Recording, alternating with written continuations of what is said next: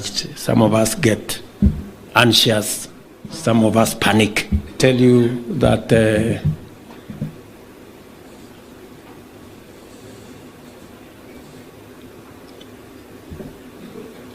we are going to take Kenya to where we've always wanted.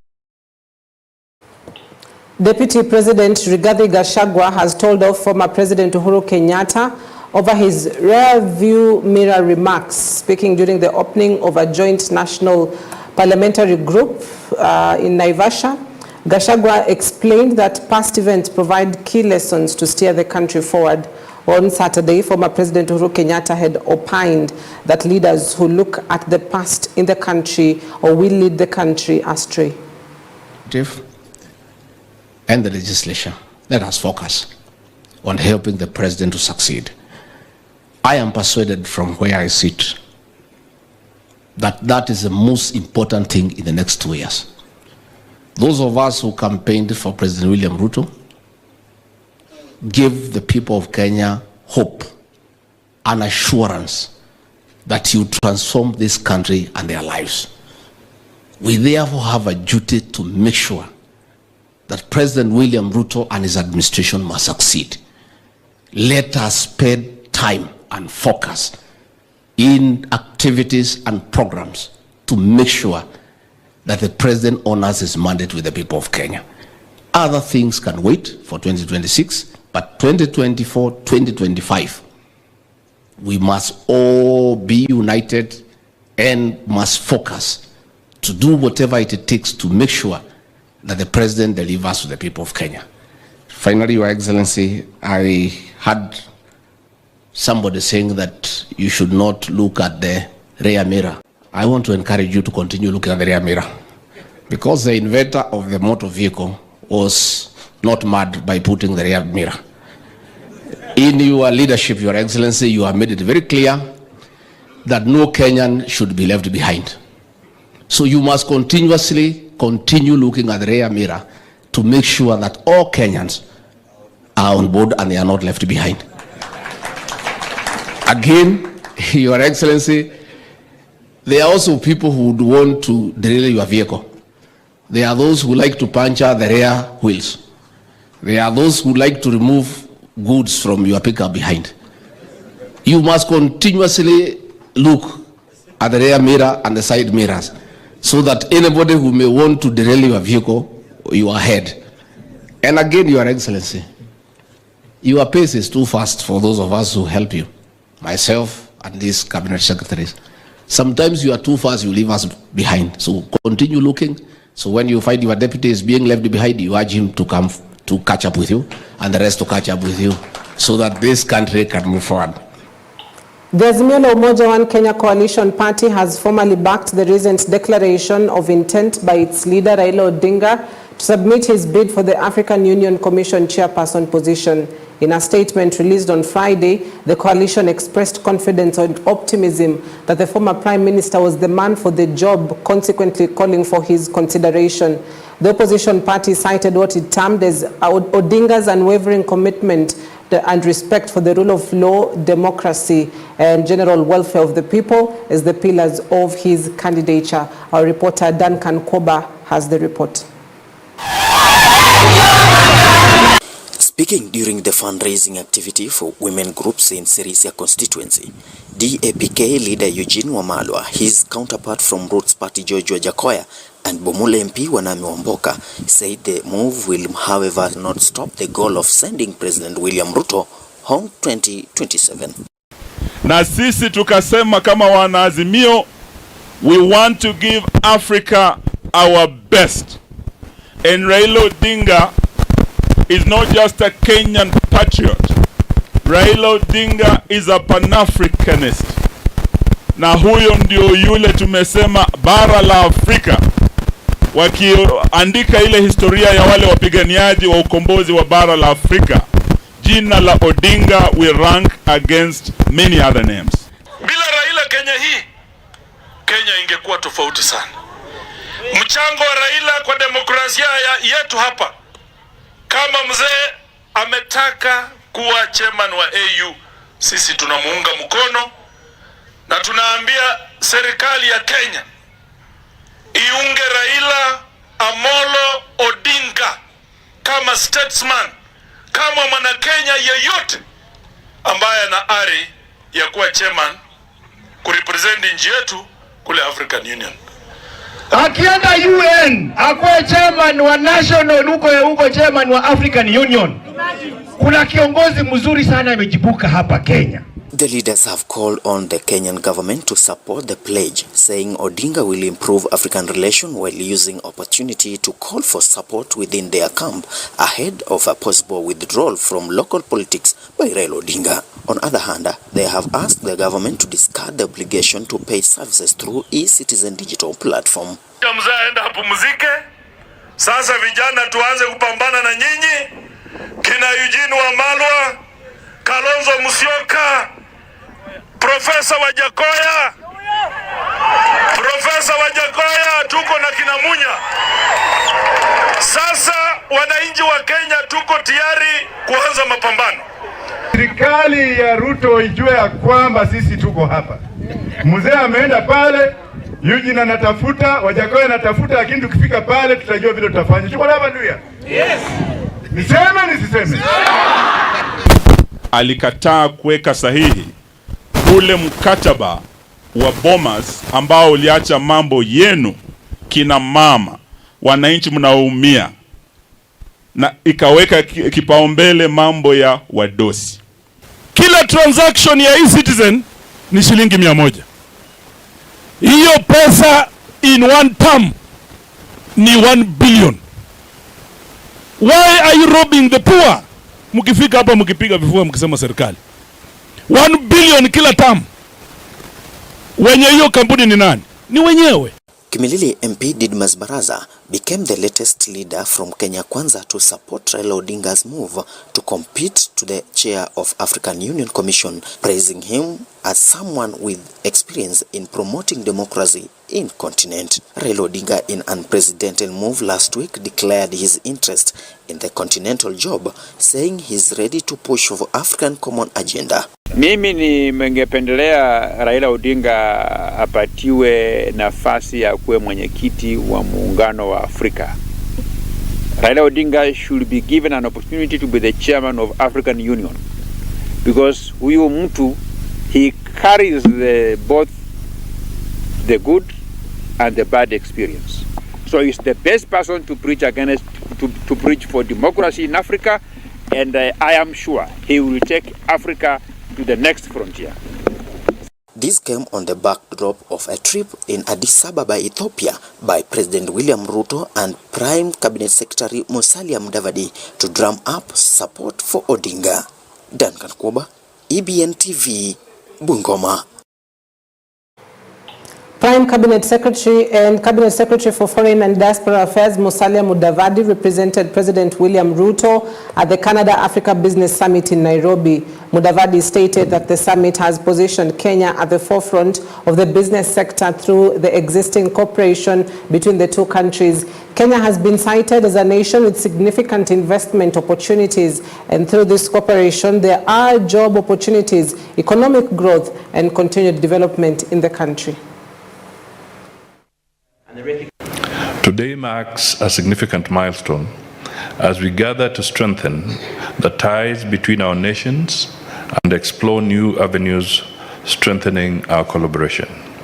Your presence here underscores the value of deepening partnership between Kenya and Canada, and I am confident that our discussions will be mutually beneficial. Allow me to reflect briefly on our last engagement in October 2023, where we connected virtually amidst challenging times. Despite the barriers, it was evident that our commitment to fostering partnerships between Canada and Africa remains solid and unwavering. Ladies and gentlemen, Kenya presents a conducive business environment, having a strong democracy and business-friendly policies which are advantageous for potential investors. As the ministry in charge of private sector development, I assure you of all the ministry's support in facilitating and supporting the establishment of your investments. And Kenya has a diversified economy that provides investment opportunities in multiple sectors, like we have already had. I'm therefore excited that this conference will focus on, among other sectors, the areas of medical care, infrastructure, energy, financing for Canada-Africa projects, and fintech development.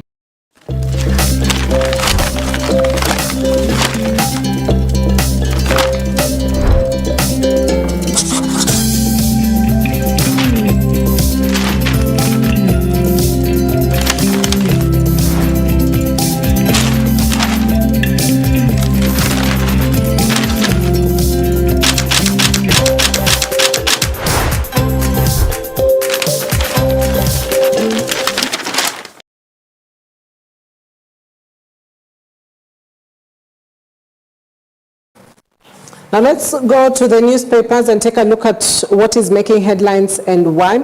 And I'll kick it off with the Daily Nation. I do have the Daily Nation, the Standard, and the Star, so I'll kick it off with the Daily Nation. Death traps in schools. Death traps in schools. Now, the increased enrollment without sufficient expansion of facilities is a ticking time bomb. Families of these children who died in schools under unclear circumstances are demanding answers for the tragedies. More alarming is the congestion in learning institutions. One primary school in Mwiki has 5,000 pupils crammed in an area the size of a football pitch. That some teachers warn this is a disaster waiting to happen. Now, the Daily Nation has done a sample of cases that have been recorded, or at least have been highlighted by the media as well. This includes Joy Kahanya at Tumutumu Girls High School in Nyeri, student that succumbed. Liam Kipruto, the young boy that fell out of a school bus at Goodrich International School in Machakos. Police are still investigating what exactly happened. You have Emmanuel Secondary School in Makueni County, who 1 week after Angelina Njoki of Lily Academy in Nairobi as well, Brian Gori of Rio Kindo Secondary School as well, and that is a 7. And the Daily Nation this morning, and if you open the pages, it reads, schools stand death traps due to lack of space and facilities, and parents are left with unanswered queries over children's death. Now, Nation survey shows schools have flouted the Ministry of Education's health and safety guidelines due to a shocking lack of checks by its quality and assurance department. Now, a survey across the country shows many schools have flouted the Ministry of Education's health and safety guidelines due to a shocking lack of checks by the departments. Inadequate sanitation facilities pose health risks, with the issue prevalent in low-income settlements in urban areas. Now, some classes that have been seen have about 200 learners above the by the United Nations Educational and Scientific and Cultural Organization. Learning cases of indiscipline may also arise because it is difficult to manage students with inadequate staff. So that paints a picture of exactly what is happening, where you're having so many learners, little classrooms, cases where over 2 in a particular class, or even more than the required guideline of about 45 learners per class. Now, if you look at some of the safety have been printed out by the sharing of beds is prohibited, means 1 bed, 1 learner. You're also having in dormitories be at least 12 meters, or if you've been to the space between the beds, 1 bed to the other, should be 12 meters. Corridors should not be less than 2 meters, as well as all doors should be at least 5 meters. Each dormitory should have a door at both ends, and at least 4 pit latrines for every 30 learners. So death traps in schools, the cases of learners that have succumbed to injuries that have been printed out on the Daily Nation. So allow me to take a quick breather, but when we come back, we'll be completing on the other two newspapers, that is the Star and the Standard, just to give you a peek of what is making headlines on the newspapers.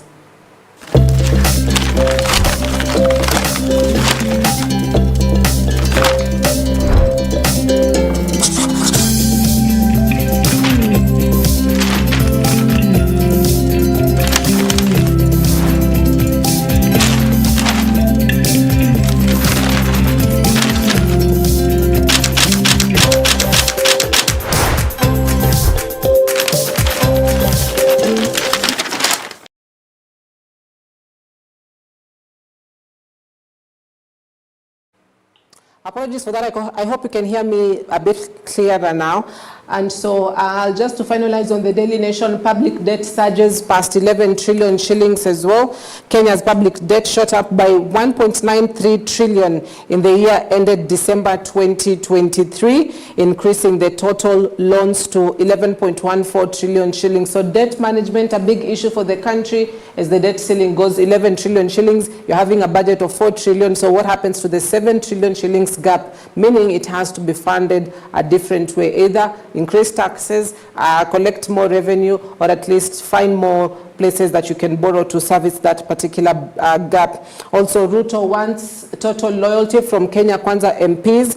President William Ruto has reprimanded Kenya Kwanza legislators who are opposing government policies, including levies to fund housing and healthcare projects. As Parliament considers the Affordable Housing Bill 2023 that the government is backing to continue collecting a controversial levy, the head of state insisted MPs from the governing coalition must ensure passage of that proposed law, and says we are counting on you. Oh, by the way, they'll be having a discussion about that bill today. So we'll see how things pan out at the National Assembly as members of Parliament are set to debate on the Affordable Housing Bill. So this is the Daily Nation.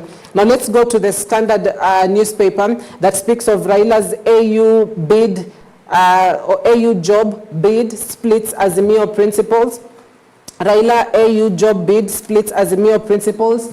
Now the leaders say the least ODM Supremo should have done is to inform them of the deals he was cutting with the president as a sign of respect and good behavior. If you listen in to Jeremiah Kioni, who is the Jubilee Secretary General, he says, I view the move as an individual and family decision, and I will have to live by that.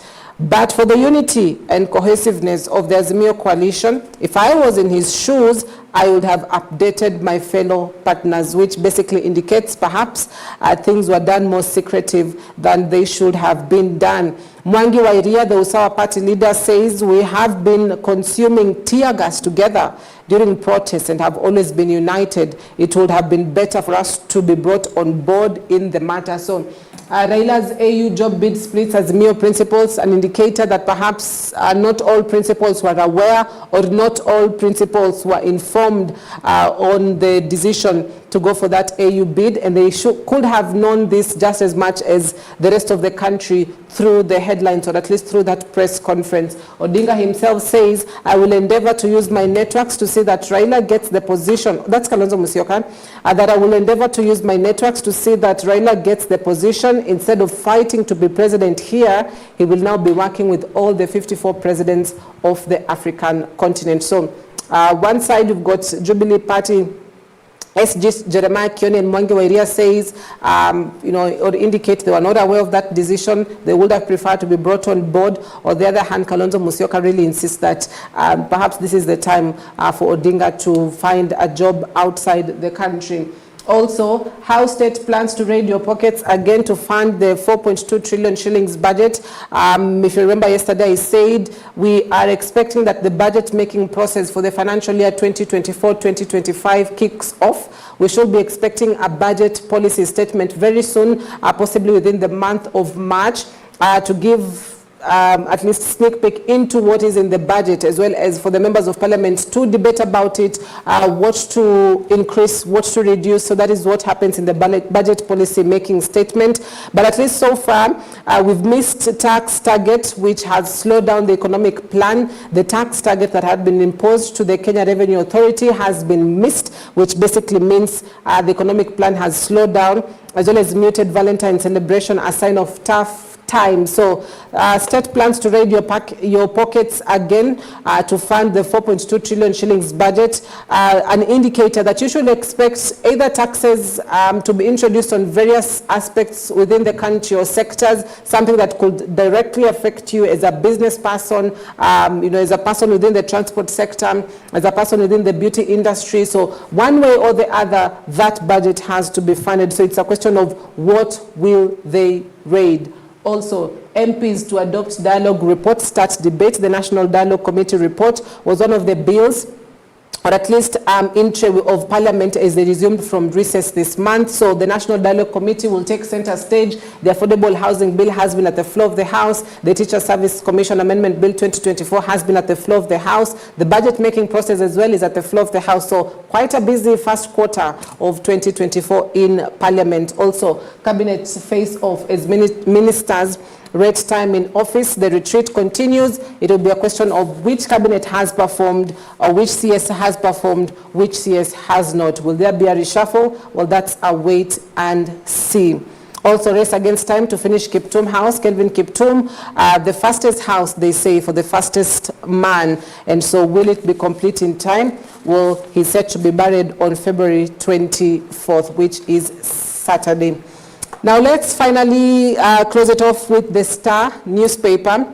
State in new plan to monitor your internet footprint. State in new plan to monitor your internet footprint. Government regulations compel providers to disclose user activities.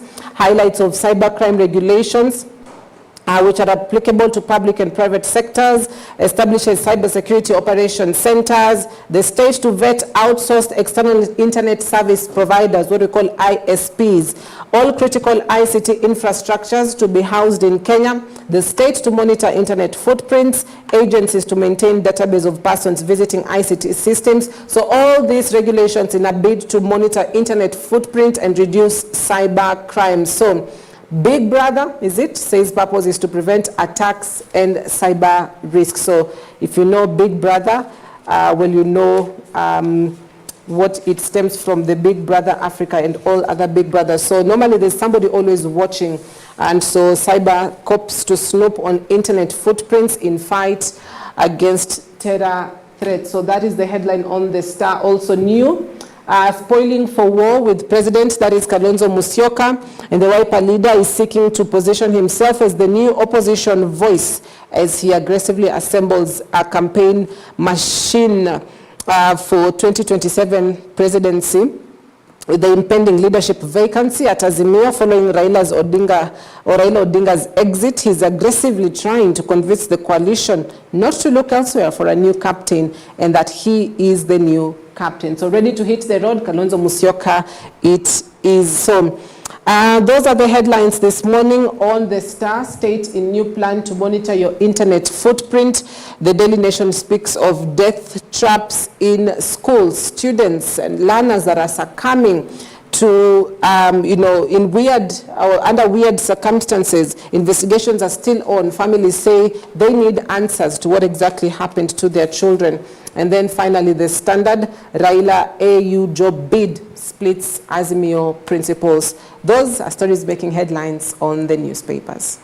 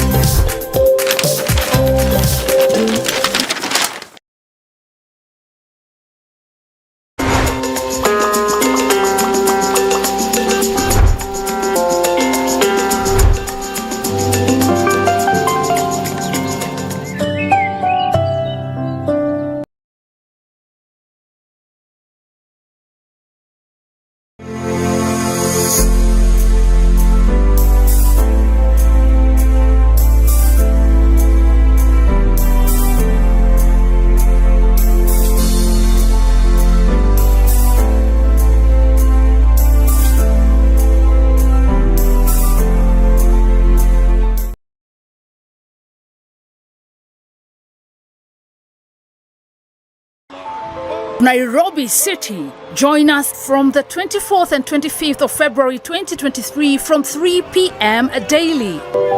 A divine convergence will take place at Nyayo National Stadium. The churches of Kenya extend a heartfelt invitation to you as we welcome God's servant, Pastor Benny Hinn, renowned for signs, healing, and miracles. Witness the miraculous and be part of a spiritual encounter that will transform your life. For more information, call 0796 928052 or visit tumbenikenya.co.ke. See you there.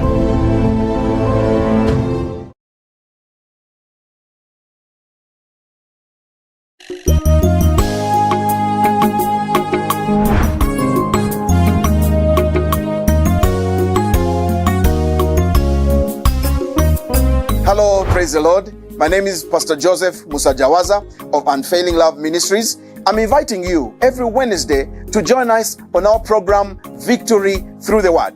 In this program, we teach you God's Word. We teach you to find solutions and answers to the struggles of life through the Word of God. Everything you ever go through in life, every pain, every tear, every worry, and every questions that you may ever have in this life. You may not get answers out there, but in God's Word, there are answers and there is a solution. The Bible says that God has exalted His Word above His name. In His Word, there is hope.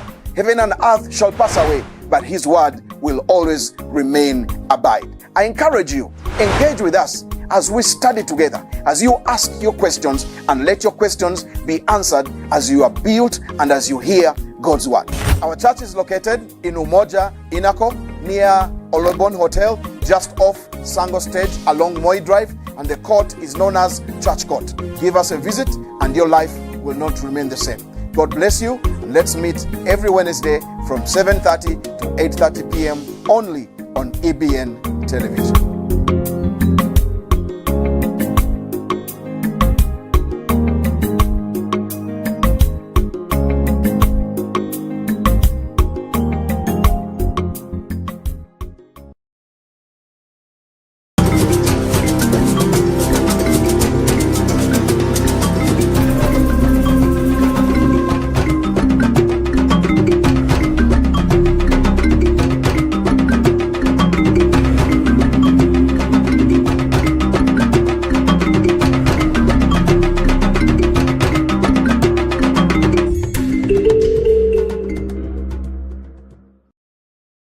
Every Thursday from 8:30 p.m. Listen, every man needs God. And every man needs to learn to humble himself before God. Enjoy teachings from Pastor Chris Oyakilome. Here's what the Lord is instructing you to do. Prepare yourself in the Word of God. Feed your faith. Prepare yourself in the Word. Build your faith and get to know who you are in Christ Jesus. Feed your faith. There's a spiritual attack of some kind through sickness. Build your faith strong. Every Thursday from 8:30 p.m. on EBN TV, transforming your world. The 2010 Constitution, as of the 27th of August, became the rule of law. What rights do you have? What does the Constitution provide? What chapter? What article? What act? Know Your Law grants you knowledge and activates the power of the people. Join me, Consolata Chibalonza, every Wednesday at 9 p.m. on Know Your Law, only on EBN TV.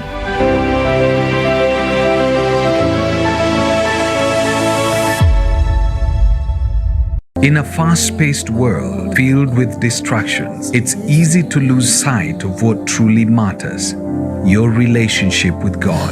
Every Tuesday and Thursday, we take you on a transformative journey of building your faith, without which it's impossible to please God. A journey of introspection and discovery of who you are in Christ Jesus. For you to walk with God, you should not crumble when you come under pressure.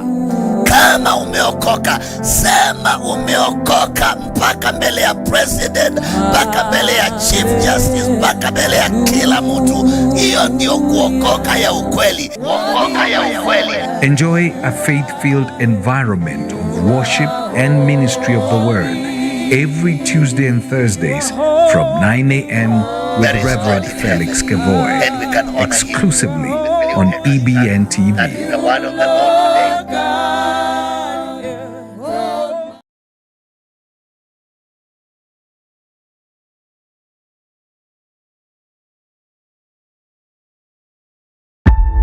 Oh, I am so excited that you're here. We're about to have some fun. We're about to laugh.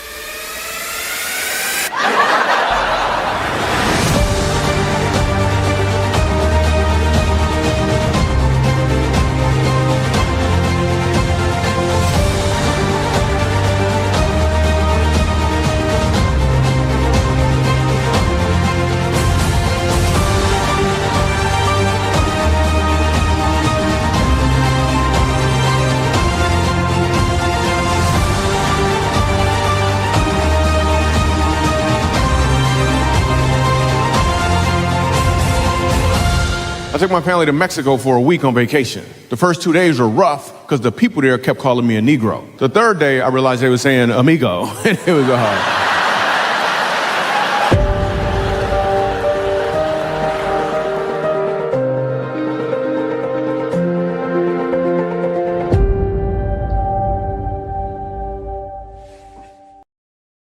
Every Saturday from 8:30 a.m. But we should not be afraid to interpret scripture. Get to know the story behind the Bible.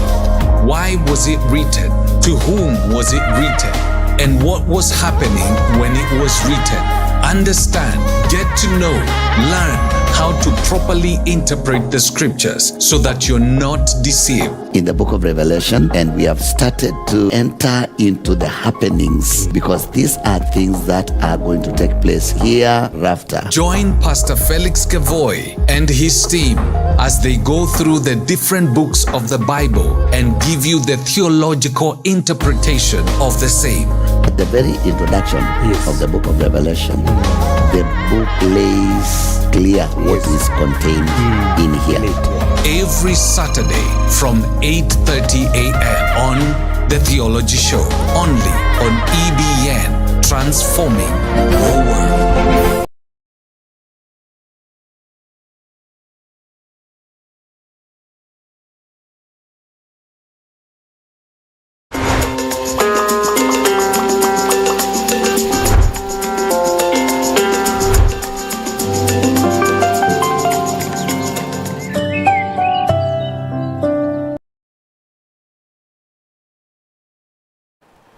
Well, welcome back and thank you for staying with us. You're watching Morning Live. So we're about to get into the conversation this morning.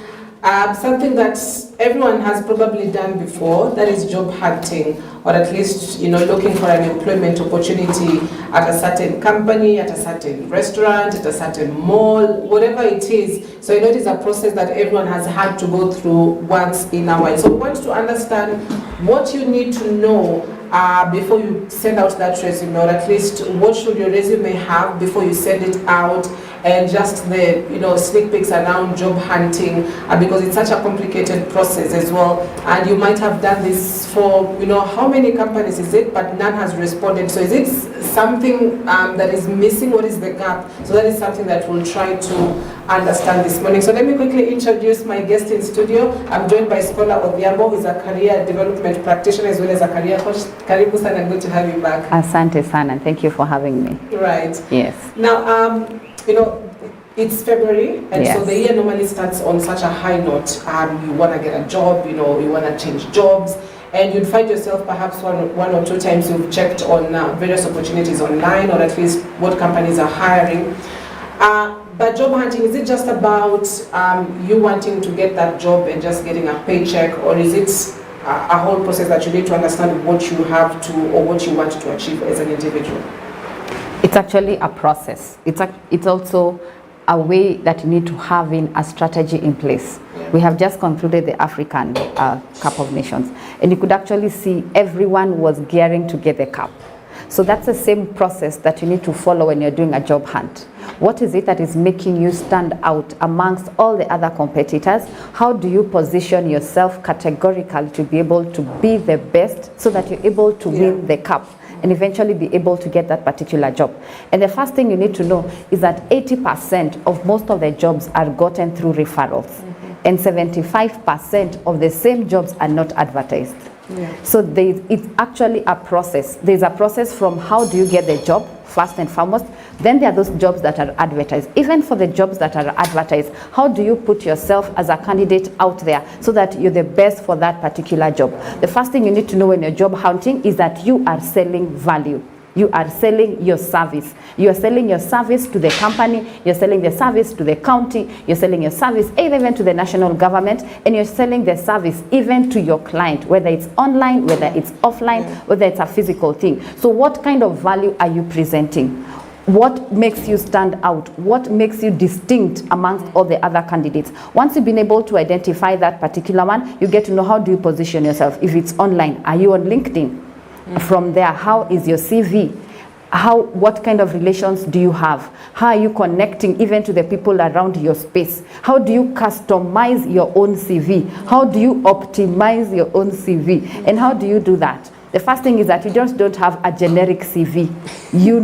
It's not just a patapotea kind of thing. It is something that is distinct. Something that when your CV is put like on an application tracking system, that is the ATS, it will be able to sift through because you have got that particular job. They are the keywords that particular job is looking for, the key skills any of those particular jobs is looking for. So how do you even penetrate through the ATS system, the application tracking system? Then from there, you have passed through that. Once you pass through that, how your CV lands on the job recruiter or the job hunter? How does your CV get to look like? Does it have greens? Does it have reds? Does it have bolds? How you even organized it on a periodic issue? I had mine even revamped as late as last week. Oh, really? Yes. Because your CV is a living document. As long as you're alive, your CV keeps on changing. There are things that you keep gathering. The skills that you gathered in 2023, they need to be updated, not just on hard copy, but also on soft copy. How are you telling people the kind of accomplishments that you've been able to do? So there's all that into job hunting. It is a process. At the end of the day, you have to know what is the ultimate goal. The ultimate goal is for you to get that particular job, and not just to settle on that one, but to be able to go to the next job too. Right, and you've really started it off on a high note, and you've really insisted on the CV because that is basically where it all lies. And a lot of people have a problem with generic CVs. It's just a matter of changing maybe 1 or 2 times. But a lot of people will use one CV for multiple companies. So with the CV, what should it have? What should it not have? All right. Currently, right now in the 21st century, there are quite a number of things that should not be in your CV. We are one in a gender-based climate. So in regard to SDG 5, plans of gender equality, do not include your gender there. It's your skills you're selling. So don't first sell your gender. Don't say I'm female. Yeah, don't say you're female. We want you. What can you do? Right now, we want all the genders can be able to do. So first, don't include your gender. Then the next thing is that some ask for the nationality, some don't. Because right now we have quite a number of international jobs. So if you're in one of those countries that you're living or working or even born in one of those countries that someone has a mirage about, you'll just not be able to get that particular skill because of your nationality. Then the other thing is that you don't include your marital status. We don't want to really know about your marital status. If the company gets to request for it, they're going to tell them. If they request it during the interview, they're going to be able to tell you. So don't tell them I'm single, I am divorced. They don't want to know. Those are details. Just don't include your marital status. And then the other thing categorically is your birth date. Some really don't want to know because you can be able to tell periodically from your experience. So if you started working very early, assume you started your job shadowing at 11, all that goes into your experience. But what you're looking here is, are you able to perform the skills? So that the do's and don'ts, don't put color red, don't put color green, be bold. There are those things that you need to bold, there are those things that need to make them small. And then even how you arrange your CV, what needs to come first is what is current. So if Cynthia was at EBN, that is what comes as current. Wherever you are before comes after that. That is, the same goes for your academic qualifications. So if you are a PhD holder or even you're pursuing your PhD, Put in there, you're pursuing your PhD, indicate what it is, indicate the institution, and even the planned graduation time. Then from there, the other details follow periodically, all the way. So you do not mix and jump your CV. Then the other thing, it's good to have your CV be looked at by a HR practitioner. There are so many practitioners, especially around HRM, those ones who are certified, recruiters, and even career guidance practitioners. We have even our own association, the CEDA, Career Development Association of Kenya. Let these people recheck your CV. They will find there the keywords that you need to know, and then the fact that it is a living document. There are things that need to be adjusted at any particular time, and what needs to come out, so that it's able to pick your accomplishments, it's able to pick your skills, and at the same time, it's able to pick your strengths as an individual. Yes. There's something interesting, perhaps, that I came across sometime last week that initiated this conversation, was also on the language that should be on your CV. It's not just about I can do this, I can do that, but it's a question of what have you done already so far. Perhaps you can speak on that, because a lot of people will write their CV and say, I'm able to lead teams, I'm able to do this, but it's a question of have you done it before? And if you have, you also need to indicate it, so that even as you're going for that job, they're able to see also he or she has done it before, so it's going to be easy for them to adapt. What about the language there? The language is very important. The first thing is that everyone needs to know your CV doesn't need to have spelling mistakes. It has a spelling mistake that already disqualifies you. So we actually have systems that are able to recheck your CV, just apart from checking how the wording has been put. Use software, use Grammarly, it's there. It will help you optimize that. It will help you know how is it that you're able to arrange that particular CV. Then the same thing at the file your CV, because your CV sells you before you are seen. So it is a document that goes ahead of you before anyone gets to see who Scholar is, who Cynthia is. So just by the presentation of how that CV is, the person has a perception, the kind of individual that this CV belongs to. So how you package yourself right from the CV really is important. You need also to indicate your accomplishments and more so quantify. So if you are in sales and you did 30% of what was the target. So if it was in a quarterly, you are the best, you emerge the best, get to quantify. If you are dealing with students, assume you are a teacher, get to say I had 5,000 students and I was the principal. If you are in any other, assume you are in the financial sector, talk about the amount of figures that you are dealing with. So at the back of the mind, the person will be able to get a quantified level that this is a kind of capacity this person is able to handle. If you are working probably even in the county, say you have 5 counties, or you are handling the number and so on. So for your accomplishments, they need to be quantified. We always say numbers never lie. So you don't come and say, oh, I was doing very good. How good is good? Say I was doing 30% or I was doing 70%, or even you are doing 150% because you surpassed the target of that particular role. Yes. So from what I'm getting, Scholar, is specificity is very important. Don't just be general, because with a lot of jobs, you're going to a particular department or you're going to do a particular thing. So you need to be specific for them to understand. So what exactly can you do? And that also brings the question on, you've got somebody that has just finished Form 4, unfortunately didn't qualify to go to campus or at least any TVET institution. So they're still trying to figure it out, but they still need a CV, because one or two times they'll go to a job and they're told, can we get your CV? So for somebody that is at that level, has just left high school, how should their CV be looking like? One of the things they need to pick up is their record of achievement. The first certificate that individual has is a birth certificate.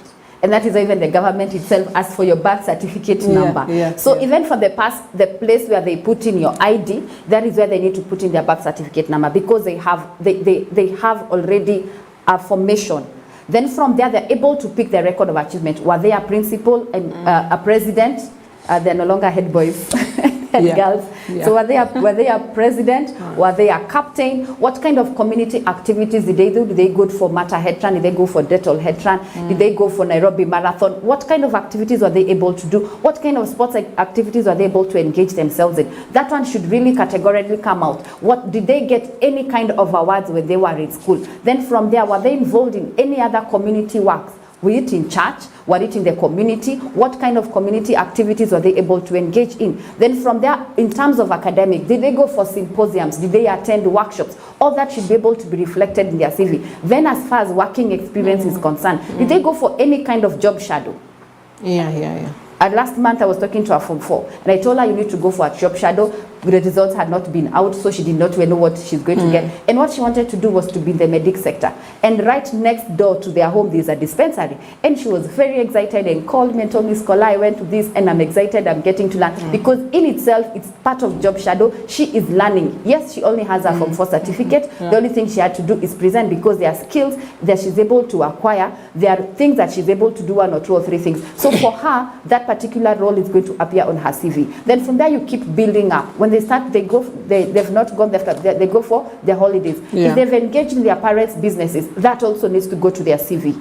If they've engaged in any uncle, I assume they are going to an uncle's part, they help in 1 or 2, 3 items, including courier services. People think I used to just be sent from one place to another. That particular service you are providing, your parent could have paid for it. So that is an accomplishment for you. You're able to say that I was able to do this. The other thing is even in terms of digital marketing, they are able to update their Facebook for companies. For what? They're able to do those particular jobs, not just being on TikTok and on Instagram, being able to update. All that can be able to go to their CVs, because that is a part of the digital space and part of creativity. Then the other thing they need to know is that what they learn, they have to keep re-updating. So even in their social media handles, they need to find groups that help them. And this goes for everyone across the board. They need to find groups and join those groups that are aligning to the part of what they want to pursue, aligning to the kind of jobs they really want to pursue. So in that, you're going to be able to share your thoughts, you're going to be able to share your ideas, and you're also going to be able to share your opinions. Because there is where you get to sharpen each other. So if someone is talking about this particular topic, how experienced are you to be able to comment, even one statement, 2 paragraphs? So the more you keep doing that, the more you keep sharpening yourself, the more you keep acquiring your skills, and that helps you provide a cutting edge. When you talk about, assume you are in the project management, people will be able to say, sure, we can be able to see Ochieng in project management. So the moment you're able, oh yes, he communicates. We're able to see him in the group. He keeps in the visibility is there. And this both apply on LinkedIn groups, the Facebook groups, any Instagram groups. Get to communicate. And right now, not leaving WhatsApp, get to communicate the same thoughts even on your WhatsApp profile, on your WhatsApp status. Those go a long way. Then the other thing, it helps in terms of research. That particular is, yes, they are a student, but what more information do they know? What kind of information are they able to share? They can just say, I just cleared Form 4. There's someone else who's not cleared Form 4. So even with your Form 4 knowledge, get to share part of the skills and the experiences that even you had in school will really go a long way for you. Right. Yes. And I'm glad that you mentioned, skills such as courier services, because it really, depicts somebody that is trustworthy. And because normally at times we'd expect the CV to have the big things, but there's also the small things that matter. You are able to help at a dispensary. You are able to, share your thoughts at a community, place. Means you can actually do public speaking. You're able to do courier service. It means you're trusted to move from one place to the other. So the small things matter, don't they? They actually do. You'll find that any job hunter person or any recruiter, any HR practitioner is not just looking for your technical skills. They're also looking for your soft skills. And I want to quote what Mark Savikas gets to say. He handles them under 4 C's. The first thing is communication. How are you able to communicate? How are you able to present yourself? Is it online? Is it offline? Is it in terms of PR, public relations? How do you address your own boss? Are you obeying the 48 laws of power? If you've not read that book, go and look for it. How are you able to experience? How do you even answer a critique? How do you answer those people who bash you right front? You're ugly. How do you react to that? What kind of emotional intelligence are you applying as far as you're communicating? The other thing is part of critical thinking. When you're given a problem, how do you able to solve the problem? How are you able even to adapt to that particular attitude? Because every person in our job space has a problem, and they're looking for someone to solve that particular problem. And that is why you're actually being how are you able even to break to new ground? You've been told we have a new client, we have not dealt with them before, this is what we have, this is what they want. How are you able to go and provide solutions and add value and show that your employer that you can be able to do that thing? The other thing is in terms of collaboration. That's the next C. Collaboration, how are you able to collaborate amongst your peers, amongst your competitors, because even amongst competitors, you don't provide all the services and even goods. So how is it you're able to collaborate amongst your competitors? How is it you're able to collaborate amongst your colleagues? What is it that you're able to do? Your networking has to be very key. If you cannot provide that particular solution, who else amongst your network can be able to provide? Who else is providing it perfectly, even on a global space? That has to be very key. We have international solutions right now. Who else is doing the research? In terms of, if you're in the medical space, what came out in January that is being applied now in February? Or what kind of techniques are being applied? And the last one is creativity. You have to think out of the box. For anyone doing job hunting, they have to think out of their jobs. So those are forces. They have to have communication, they have to have critical thinking, then collaboration and creativity. You have to be innovative. Everything is changing currently. Everyone wants the next thing. Every new phone, any new job. Any new opportunity. Everything is updating. So anyone who wants in the job space, you have to be creative. Everyone is looking, how can this thing be done differently, perfectly, in the shortest time, at its optimum level? And when you get to govern the forces as you get to do your job hunting, you'll really be able to go far. That is Mark Savikat. Get to look about him, search about he has. He's a professor, and he provides all those particular insights. And then in the same regard, those are the same skills that are needed for this 21st century. It's a whole framework. So as you have your technical skills and you go say, I can do plumbing, I can be a medic, I am in journalism, those soft skills are very, very important. And the moment you have just your technical skills without your soft skills, losing your job is very easy. Wow. Yes. That's interesting. Yes. That's an interesting one. Now, you've given us the forces, at least, you know, as a person that is looking for a job, you should have some of those forces that you've just mentioned.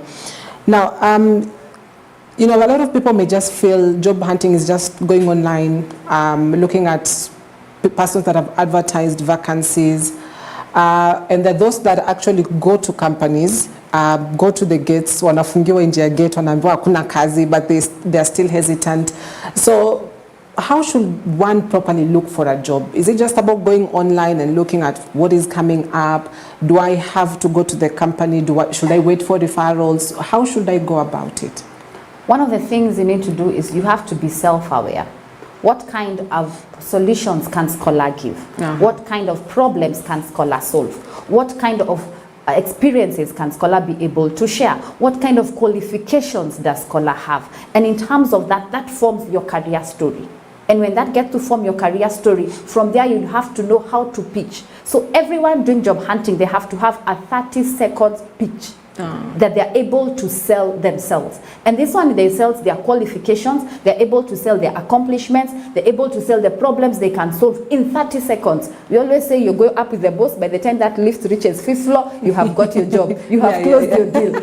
And they're able to sell goodwill. Exactly. And they find themselves, they're able to sell a product, but they can't sell themselves. So it has to be top notch at what will impact that particular person. And even in your 30-second speech, you also have to know what is it that is valuable to them. So you cannot go and say you tell someone in their disengagement, says in face, as far as career is concerned, this is someone who's retired, and you're going to sell them the top-notch fashion design.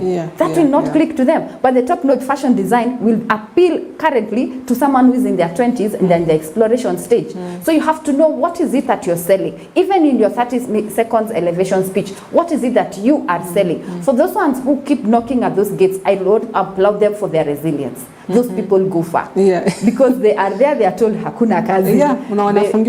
Exactly. Kesho tena nabo hakuna kazi. They don't finish a week before. Sisi hatuna kazi lakini kule kuna kazi. And that is not the next thing you have to do when you're job hunting. You have to conduct information interviews. And then information interviews is a people you look up to and you're willing to go into the spaces they are in. Look for 2 or 3. Get to call them or get to even message them, LinkedIn them, tell them, I want to have a 3-minute conversation with you. If you really don't know them, introduce yourself. I am Scholar. I have liked what you're doing at EBN. I want to really connect with you. Can you spare for 2 or 3 minutes so that I'm able to just speak to you? And so many people love talking about themselves. So as you do those particular interviews, the person will be sitting there and they'll narrate their stories. And you are looking for 2 minutes, they'll give you 30 minutes. Once they give you the 30 minutes, they'll be able to tell you the experiences, they'll be able to tell you their pitfalls. And out of it, you you are gathering experience as an individual. In the same thing, you're also getting to know the kind of spaces. You're also networking. It's kind of free kind of networking. Out of that, they'd be able to tell you, we have a gap here. We have a gap here, we need a person here. And even you yourself, even in your normal day-to-day conversation, you'll find that you have experience. Your kind of, even vocabularies have upgraded.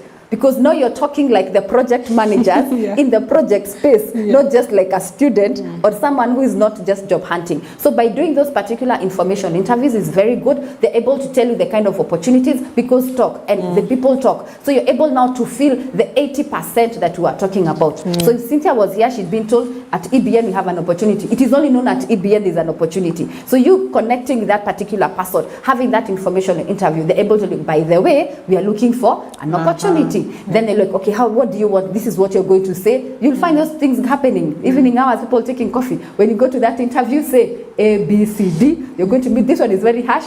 Answer them politely. Don't catch. That's what you're going to be told. So all this advice is coming from having the connection interviews. And then the other thing you have to know, how do you keep increasing these connections? How do you keep upgrading your connections, both online and also both offline? When you get to do that, it positions you because now you become a voice in your sector.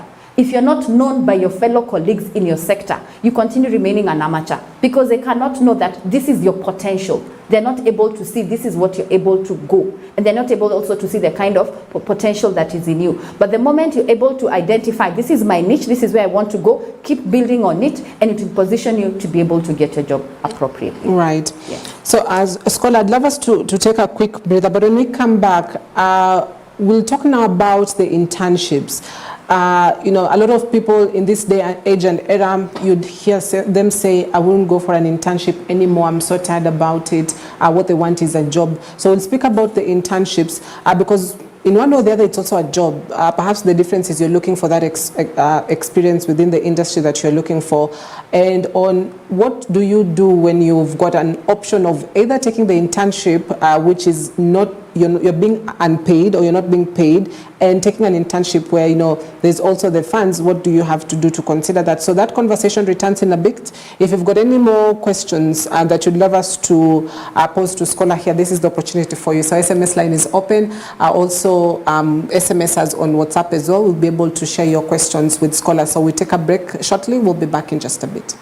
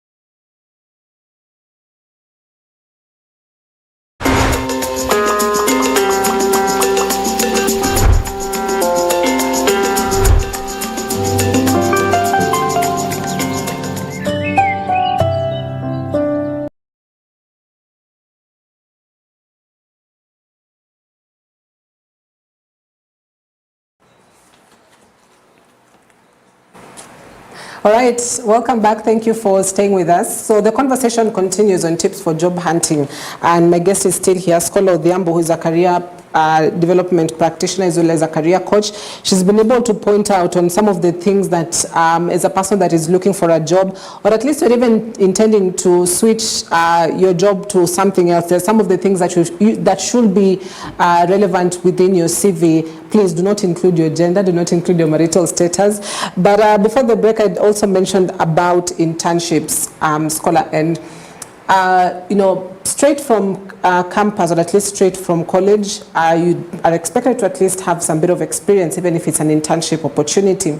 But the language that I've had in a lot of my peers, I'd say, is I'm not open to an internship, especially if they're not paying me. I would rather just get a job or do something else.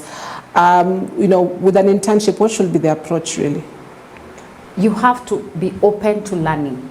Yeah. And that is the one thing that everyone needs to know. We call it lifelong learning. The moment you go, you're going for an internship, you're going for the internship because you have a gap. You probably have the skill of theory, but you don't have the skill practical.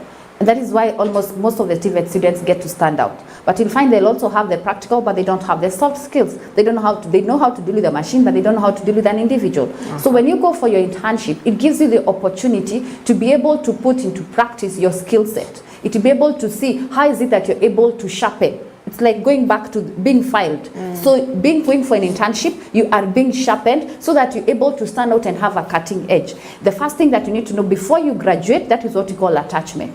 So attachment means that you're still in school. You're still in school, and that is where you're going for attachment. Yeah. Currently, according to the national government, it's not a must you're paid for attachment. In actually, there are actually with standards that NITA has provided. They're in their website, nita.co.ke. Just go and check from there. Then from there, there's the internship. Internship is when you have almost to graduate. You have finished your coursework but are about to graduate. And then after that, there's apprenticeship. Apprenticeship is once you are finished with all your schooling, you have graduated, you have your paper, but you are still being told you cannot be employed because there's still a gap. This is why you go for apprenticeship. The person in apprenticeship is paid less than the person in employment. They don't have a full contract. Some of them call their casual laborers, but in actual sense, some of them could be apprentices. And in actual sense, the moment you get to realize, I'm an attaché, I'm an intern, I'm an apprentice, or an employer, or an employee.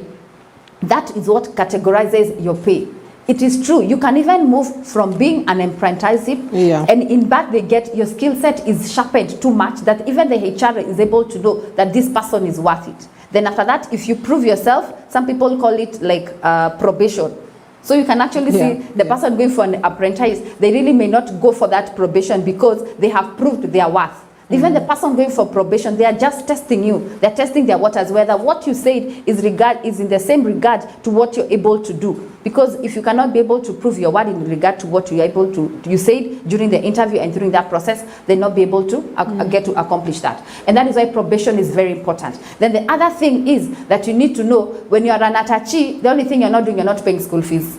So this money you're not being paid, you should actually be paying school fees. So you know the transport allowance, whether it's there or not, just because you're not paying school fees. Because you really get to get a lot of knowledge, right from the skill, right to how to present, including writing an email. You'll find someone is bit on, no, we can't respond to that client like that. All that is a particular skill set you're gathering. You cannot dress like that if you're a learned Fred. We are going to court, this is how you need to dress, and this is how you need to even talk to your seniors. So there's a lot of exchange and a lot of learning you have to do. So it is important, whether you are going to self-employment, whether you are going to being employed in a job, whether it's your own business, oh, this is my father's business. What do I have to learn? No, you go learn. Go to another person who has a business. Talk to their father. In fact, do an exchange program. You'll find you'll come with new skills that your father is not exploring, and you're taking other new skills that they do not have. So do not say that you don't want to go for that. You keep sharpening yourself. I always say for you to keep sharpening yourself in this, that's how you get to have your employment skills. Then the other thing is that those particular people, they lack what we call career management progress. And I'll quote humbly. Humbly gives us a career management cycle. The reason they're refusing to go for that internship because they do not want to complete the cycle. And the first thing is that by what motivates you. So what is it that is motivating you to go to that job? So by going to that job, I worked in a TVET institution, I was in the hospitality industry, I want to go for an internship in a 3-star hotel. Then I want to go for my apprentice in a 5-star hotel. The moment you have that on your CV, no employer is going to drop you because you're like, oh, you mean you've worked at this 5-star hotel? Yes. Perfect.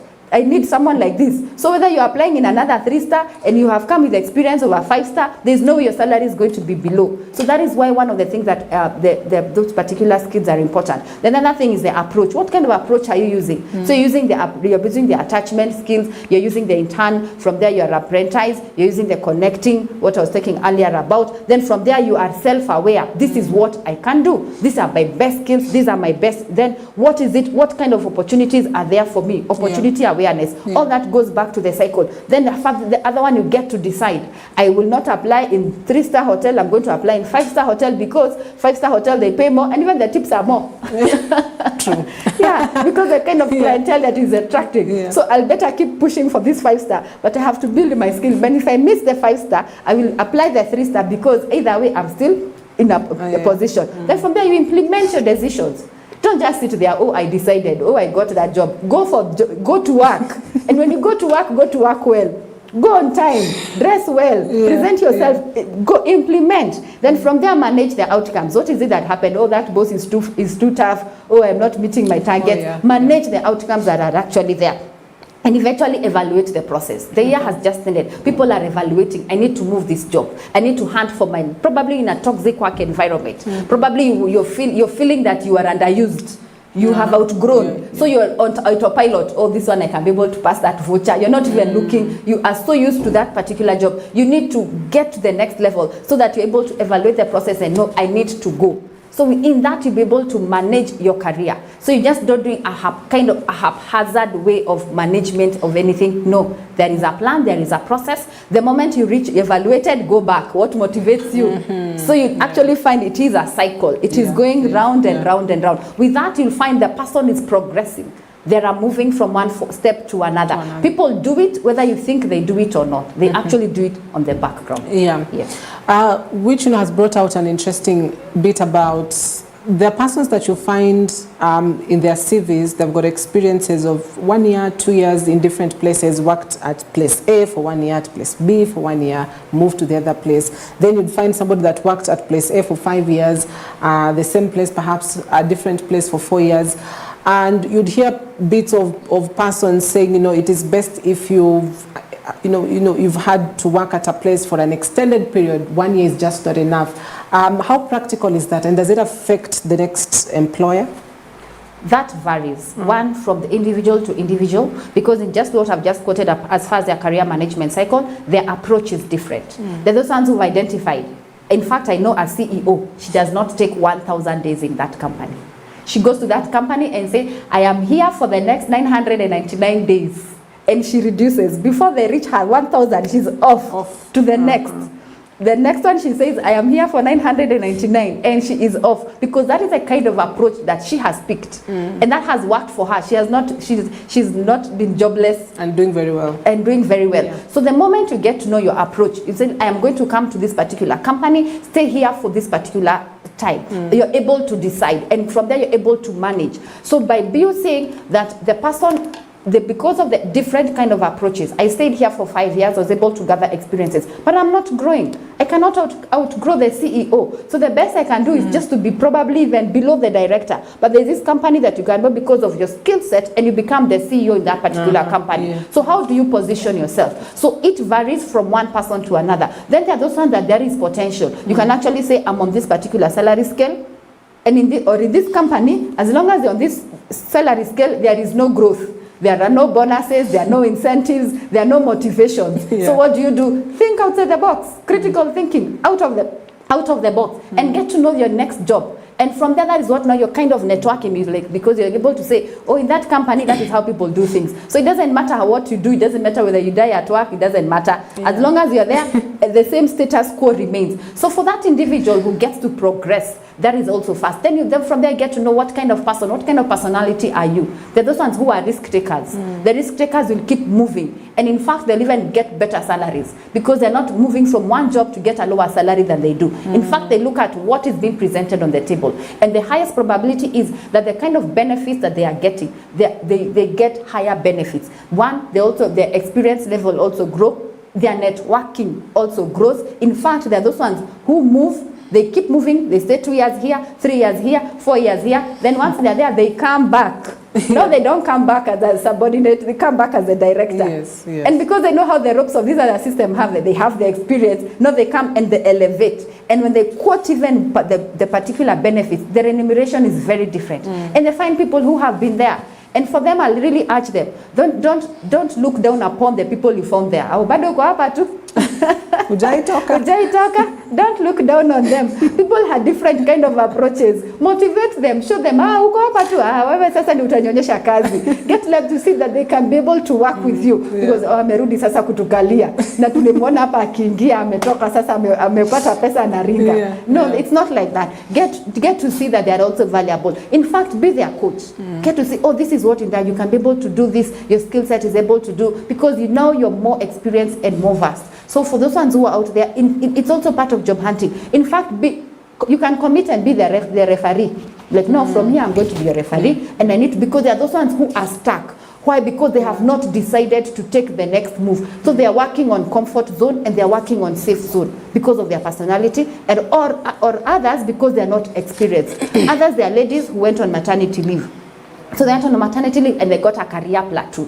So it's still okay. So when you find that someone that you left them when they were single, now they have 3 children because now they had a career plateau. So they were just going to the office on maternity leave. So them on career plateau. Then you come and ask them, "Bado uko hapa?" No, they were building the nation on this other end. They were building the nation on this other end. So it is good to also categorize what is the person was doing. Others were back to school. Probably they went here with just the diploma, and the opportunities that are there, they're just getting in degrees or in masters. So they have been in school. So what have they been doing? They have been in school. They have been reading and building themselves up. So get to know the kind of approach that gets work for you. And the moment you feel you're not motivated in that particular job you are in, please, that's the next time for your next job hunt. Wow.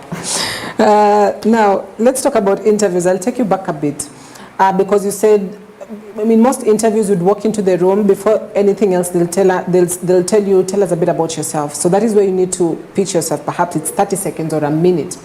And most people don't know how to do that. Maybe you can give an example, Scholar, of just, you've been given 30 seconds. What should you say? How should you start off the interview? That is your 30 seconds elevation pitch. So you have to practice it. You have to, don't say my name is, no. They already know your name. They can read your name on the CV. They can read that. Tell them, that is they're looking for how is it that you're able to sell yourself? How is it you're able to say about your accomplishments? What is it that you're able to say? I am Eliud Kipchoge. I am the world marathon. They want those words to come from you. So you don't first say your name. What you need to put there is your skill set, your accomplishments, what you may not have written on your CV. And then from there, thank them for being there. And one of the things about getting to an interview room, the process of getting even to that interview room really matters. I remember one person here on Uhuru Highway was going for an interview. This is in Mombasa Road. Everyone is busy. And he did a small accident, and you can imagine the tension. You are going for an interview, and he's one who was on the rock, but because he knows he's getting late, the person he hit, he'll talk to him, you'll talk to the police, you talk to my insurance, and really mishandle that person. And they reached the interview place, and from there, guess who was in charge of that panel? My Lord. The person he hit, and how he treated him. That is how the interview ended. There was no elevation pitch, because I had already seen the kind of person but assume on the retrospect that they had been able to handle that particular person well.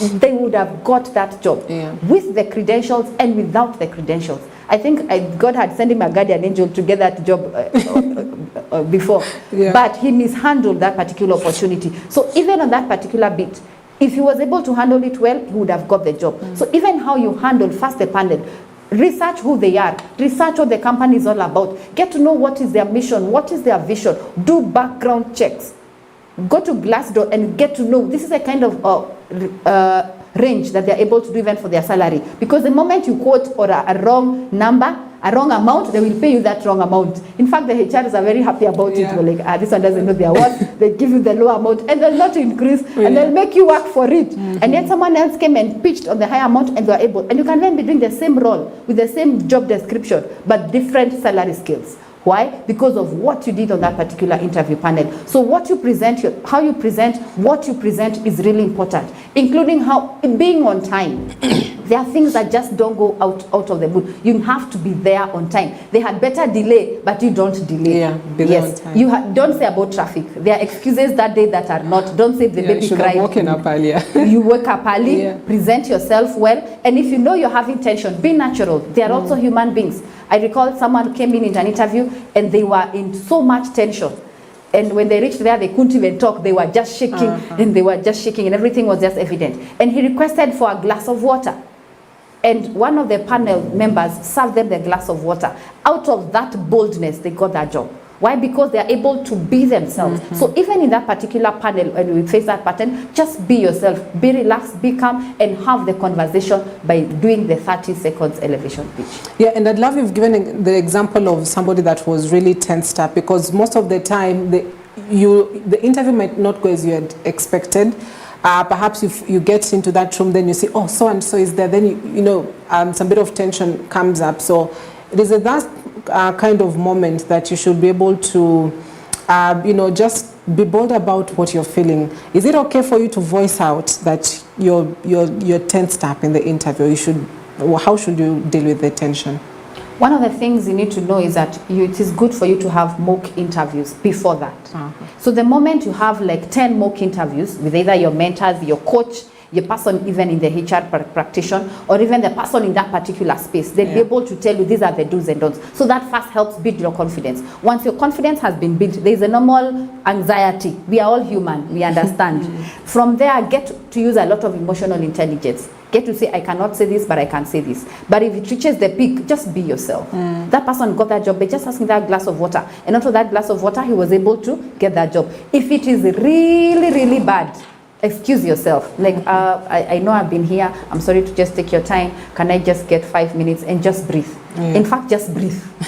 just breathe. Keep doing a lot of breathing in and breathing out. What used to be told in primary school, practice it out. And now silently, don't do.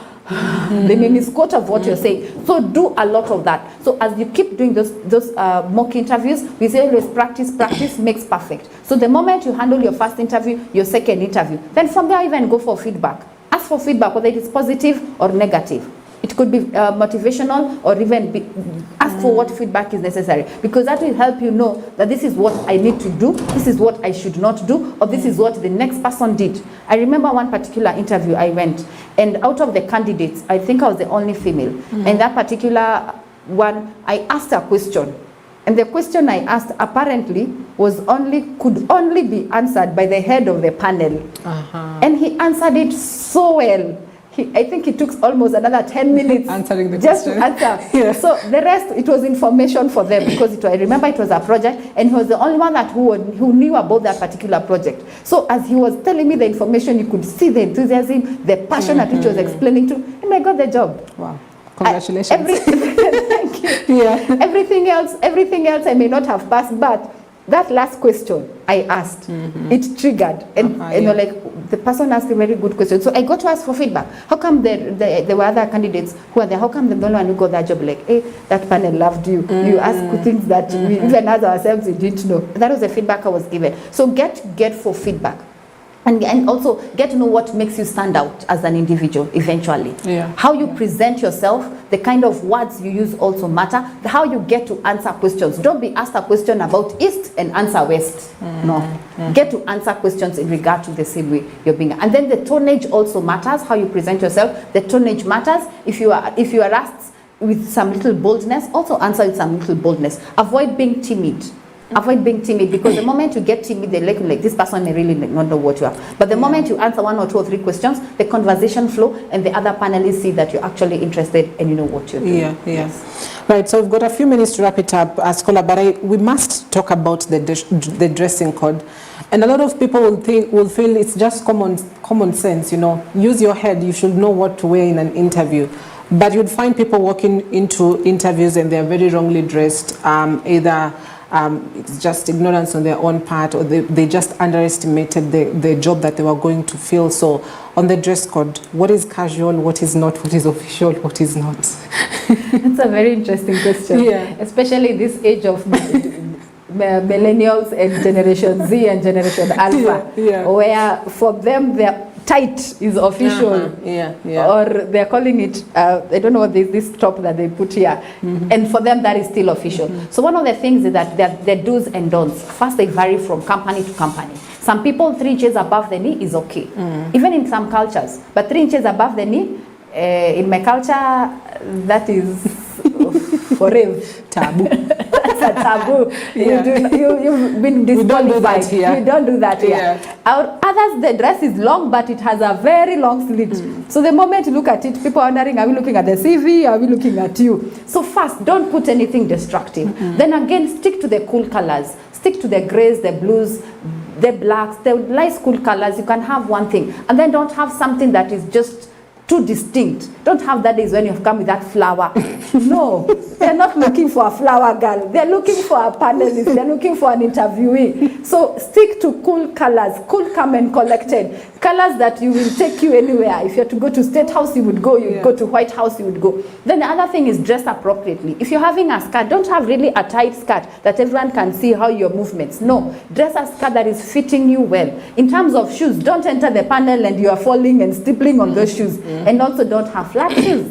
Doll shoes, no. If you're going for an interview, please don't have doll shoes. Put doll shoes after. Yes, find 2-inch, 1.5, a wedge. A nice thing that is presenting. For gentlemen, look for a nice tie. Don't put on that big bow tie that has all those bling blings. No, avoid that. Just be nice tie.